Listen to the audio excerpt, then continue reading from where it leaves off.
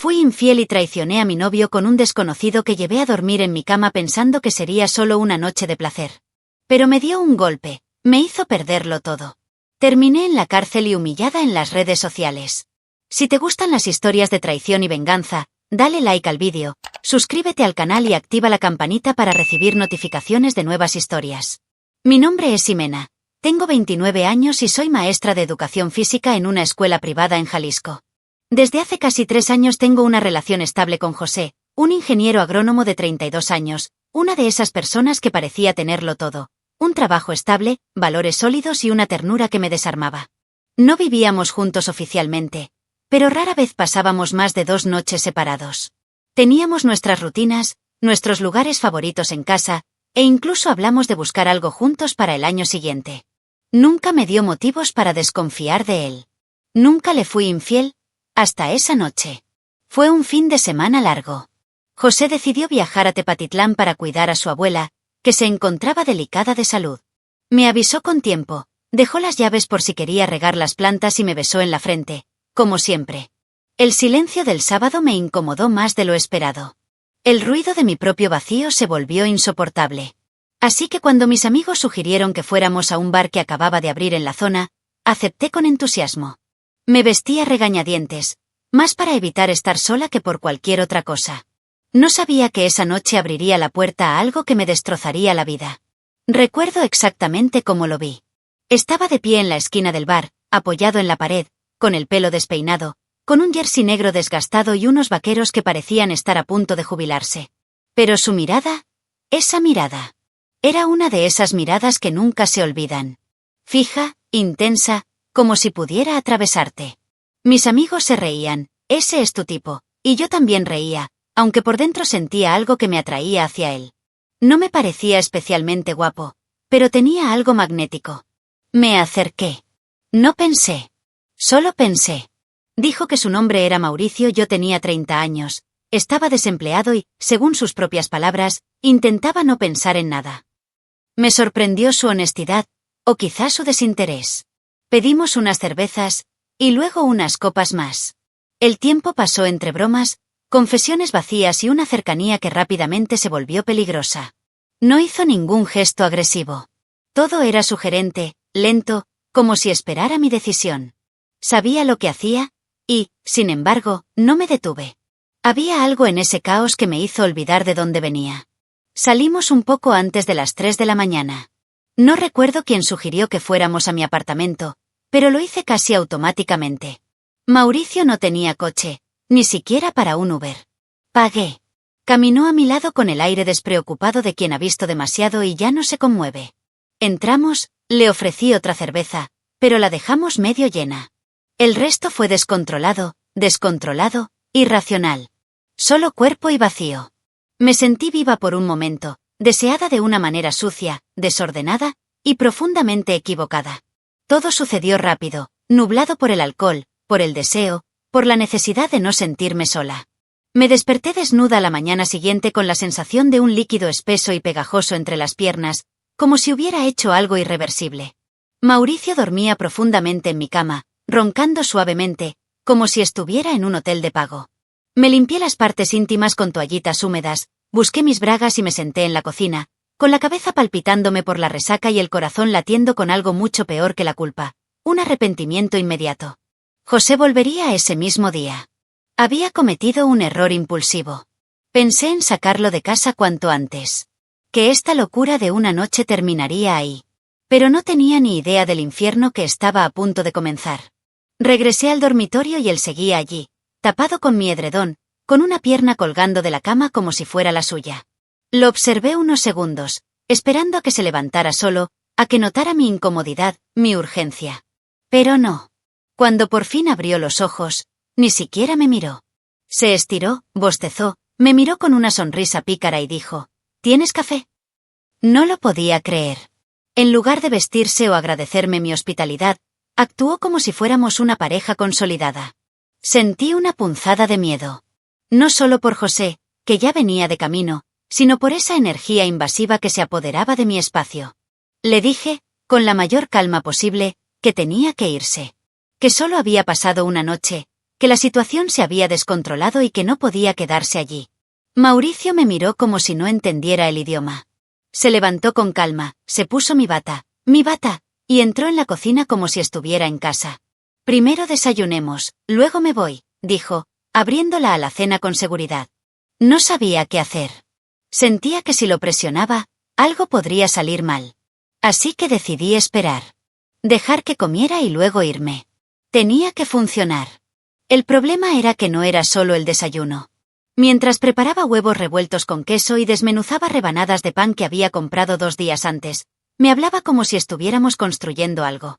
Comentó sobre el sabor del jugo, la vista desde mi ventana e incluso bromeó con pintar la pared del pasillo para darle un toque especial. Apenas pude responder.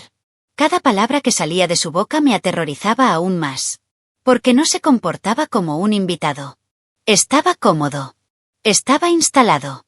Y no tenía ni idea de cómo sacarlo de allí sin que todo explotara. Mientras comía, sacó su celular, un teléfono viejo con la pantalla rota, y me mostró unas fotos de grafitis que había pintado en paredes abandonadas. Me contó sus malos momentos, de cuando vivía en una bodega con otros 2 amigos que ya no están. Cada palabra que salía de su boca era como un clavo en mi conciencia. ¿En qué me había metido? No dejaba de preguntarme cómo era posible que, en cuestión de horas, mi vida se hubiera convertido en una pesadilla tan absurda. Tenía miedo. No de que me hiciera daño, sino de que no se fuera. Terminó de desayunar y se recostó en el sofá como si fuera un domingo cualquiera. Encendió la televisión, puso un canal de películas antiguas y me pidió una manta. Lo miré paralizada. Eran casi las 11 de la mañana. José llegaría a casa en minutos. Quería gritar, quería empujarlo, quería zarandearlo. Pero lo único que hice fue pararme frente a él y repetir, esta vez con más firmeza, tienes que irte. Ahora. Mauricio apenas giró la cabeza. Tranquilo, dijo, estás tenso sin motivo. No entendía el peligro. Oh sí, y simplemente no le importaba. Tenía un nudo en el estómago. Corrí al baño, me encerré y me miré en el espejo. No era yo. Era otra persona. Una versión derrotada de mí misma. Mi ropa olía a cigarrillo y sudor, tenía la cara pálida y la mirada, vacía. Afuera, él seguía como si nada. Y yo ya sentía que había perdido el control de mi propia casa. Pensé que se iría solo después de comer. Pero ese solo nunca llegó.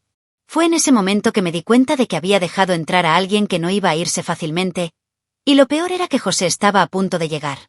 Los minutos pasaban como cuchillos. Cada segundo era una cuenta regresiva que me cortaba la piel por dentro. José probablemente ya estaba bajando del autobús, caminando hacia la parada de taxis, probablemente feliz de estar de vuelta en casa. Yo, en cambio, estaba atrapada con un desconocido en mi apartamento, rezando para que todo esto fuera solo una broma del universo. Me detuve frente a Mauricio una vez más. Esta vez sin andarme con rodeos, sin sonrisas incómodas. Vete. En serio.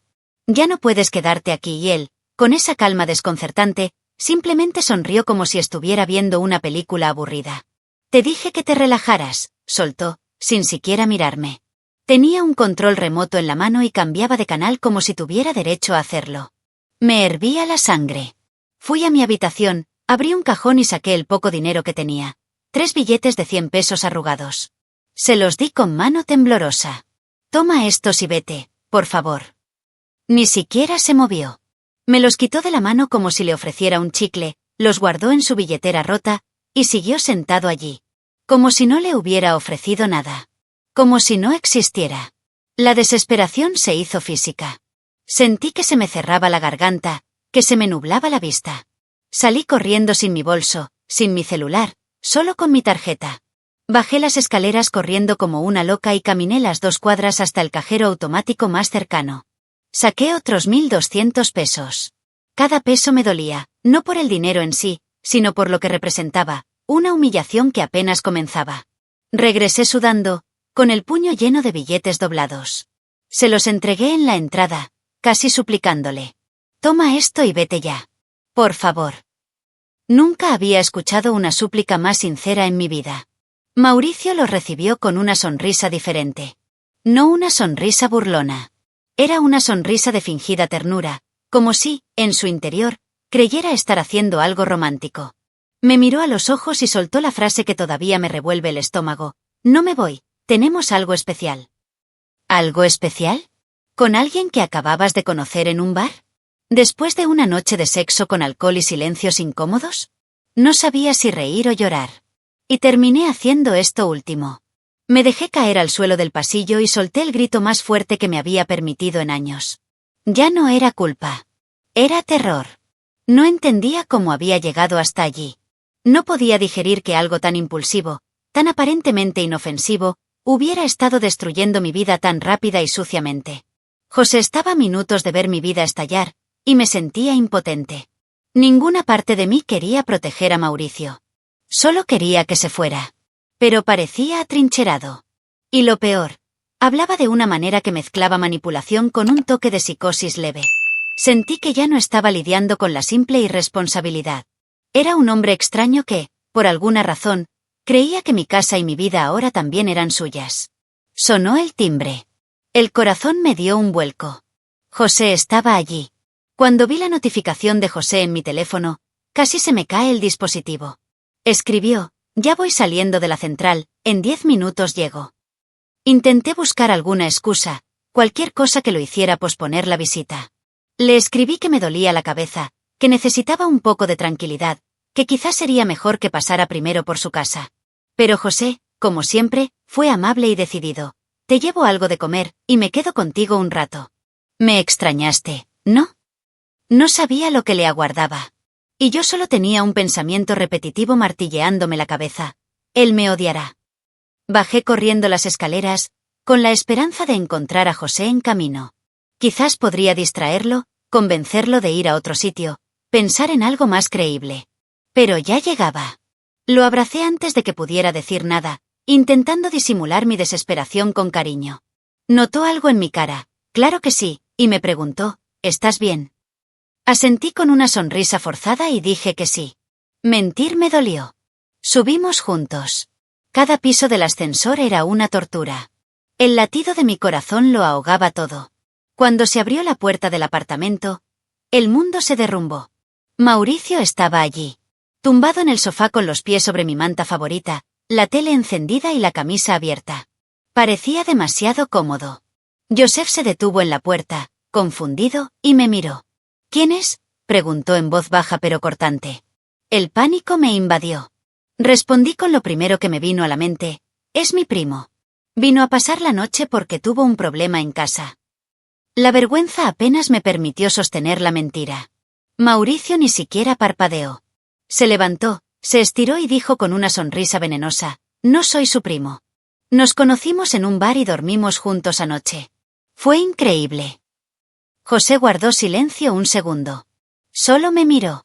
No dijo nada, no gritó, no reaccionó físicamente. Simplemente me miró como si fuera un insecto que nunca había visto de cerca. Luego, sin decir palabra, se dio la vuelta y se fue. Corrí tras él, desesperada, intentando agarrarle el brazo, suplicándole una explicación. Pero me apartó con la mano y susurró: no hace falta. Ya entendí todo. El rechazo fue como un disparo. Allí, en plena calle, bajo el sol del mediodía, sentí que mi mundo se desmoronaba para siempre. No me escuchó. Y nunca más lo haría. Me tambaleé hasta casa, con la vista nublada, sollozando en el pasillo. La ira me invadió. Entré al apartamento y le grité a Mauricio. Estaba completamente loca. ¿Qué pasó? ¿Por qué me lo dijiste todo a mí? Se encogió de hombros y dijo algo así como: ¿qué querías? Seguir mintiéndole. Ahora al menos sabes que no te quiere de verdad. Como si me hubiera hecho un favor. Como si tuviera autoridad sobre mi vida.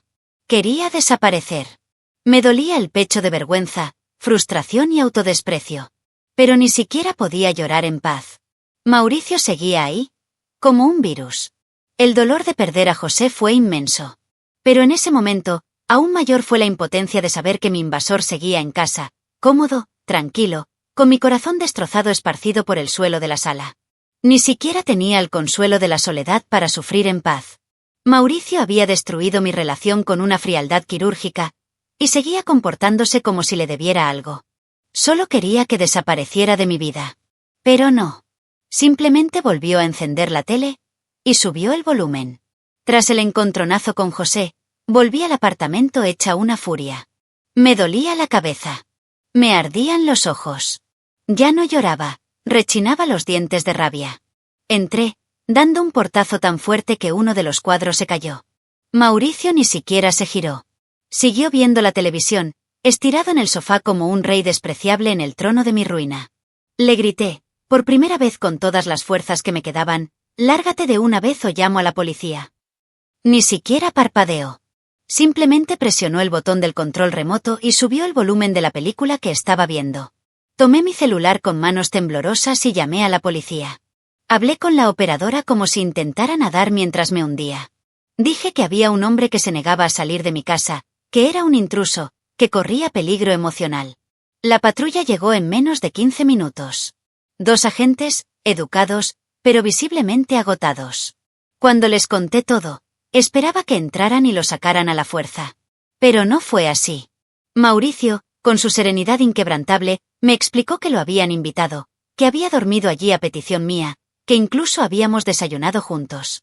Temblaba. Me resistí a cada palabra. Sí, pero ya no te quiero aquí.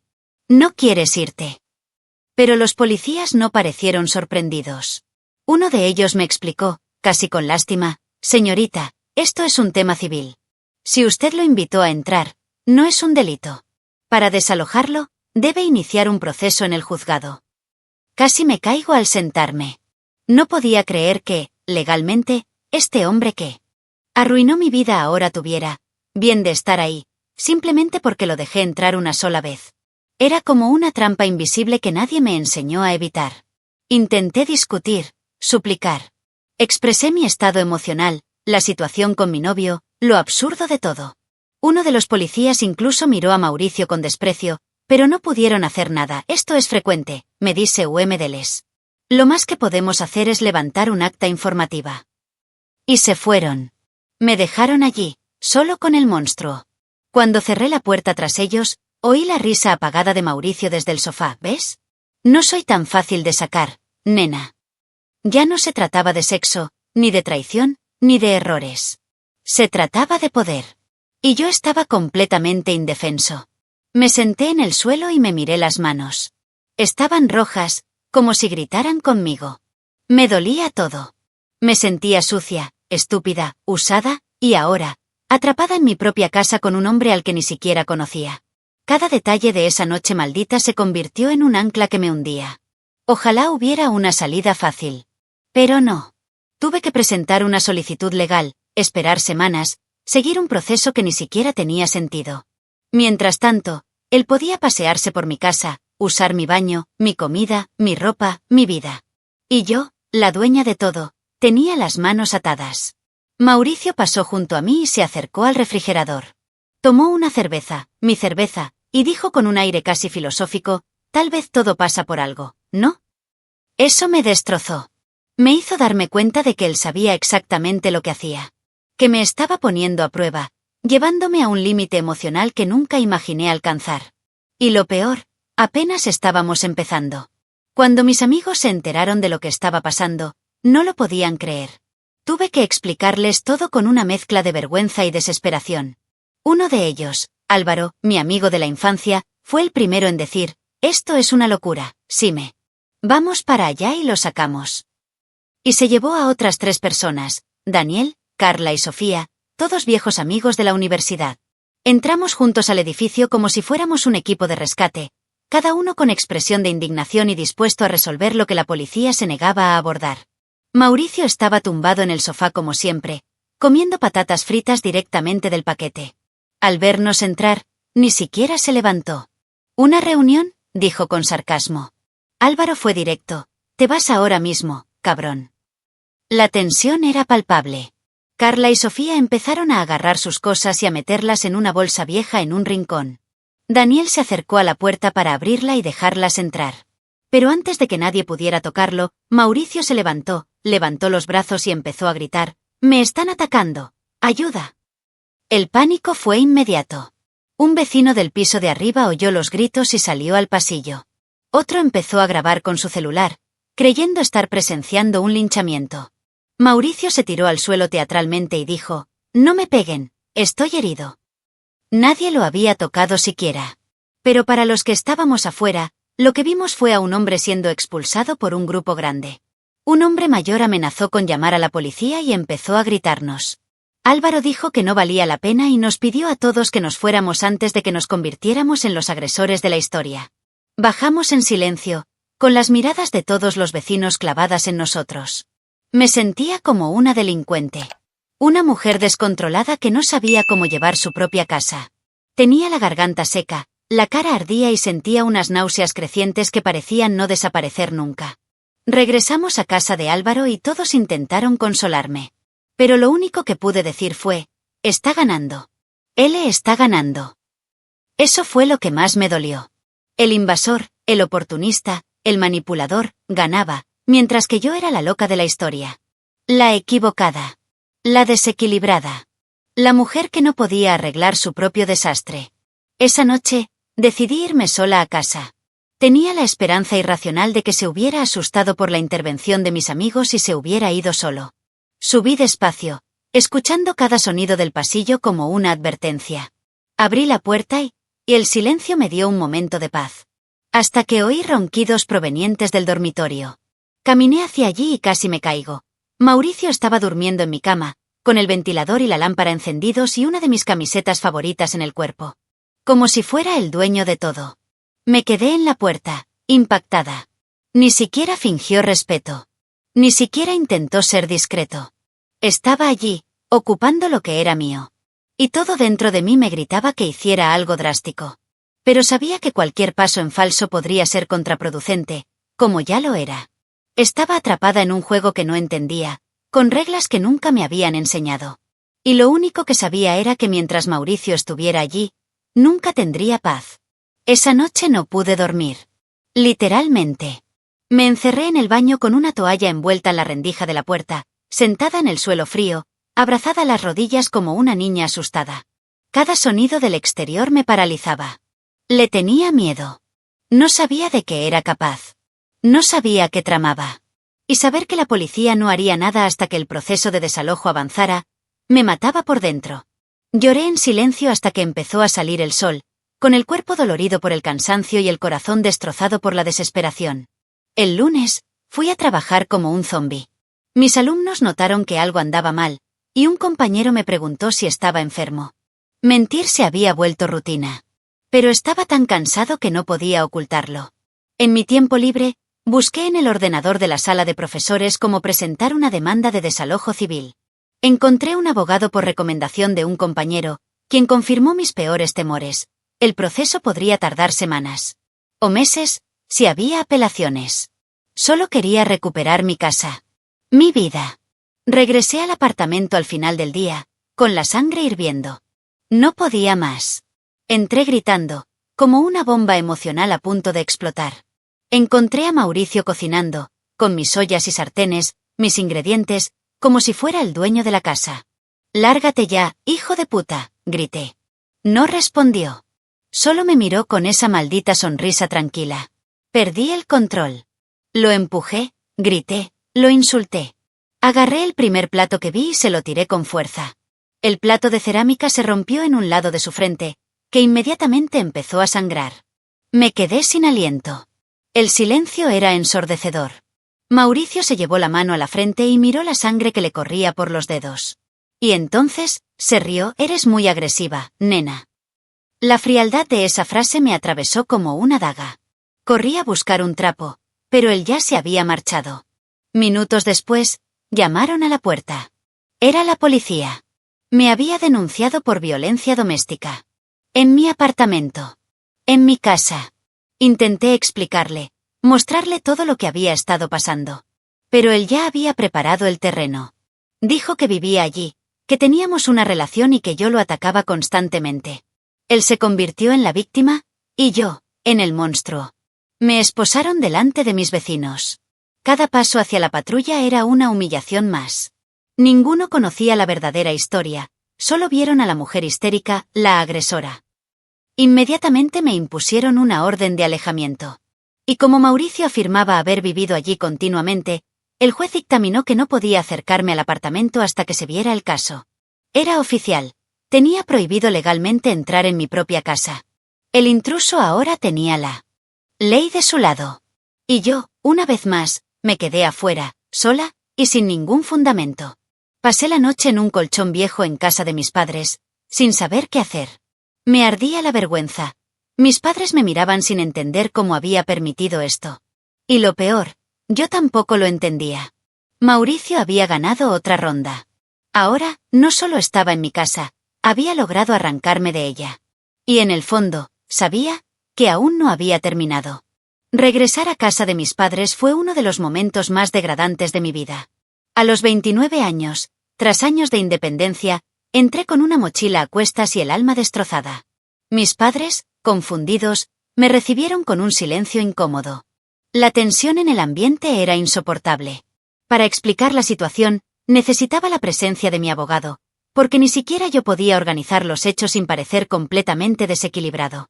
Intenté resumir, dejé entrar a un hombre. No se fue. Ahora, él es quien vive allí. Y a mí, que soy el dueño, se me prohíbe volver. La mirada de mi padre lo decía todo, vergüenza, decepción y tristeza silenciosa. Mi madre intentó consolarme, pero era evidente que ella tampoco sabía cómo reaccionar. Mientras tanto, Mauricio se quedó en mi casa, usando mi wifi, mi cama, mi televisor. El proceso de desalojo estaba en marcha, pero el abogado fue tajante. Tardaría al menos 3 semanas. 3 semanas con mi mundo bajo el control de un desconocido que solo había pasado una noche conmigo. Intenté mantener cierta dignidad, pero me sentía un personaje secundario en mi propia vida. Una semana después, mi hermano mayor, Ernesto, decidió ir al apartamento a buscar algunas de mis cosas. Llevó a un amigo como testigo, por si acaso.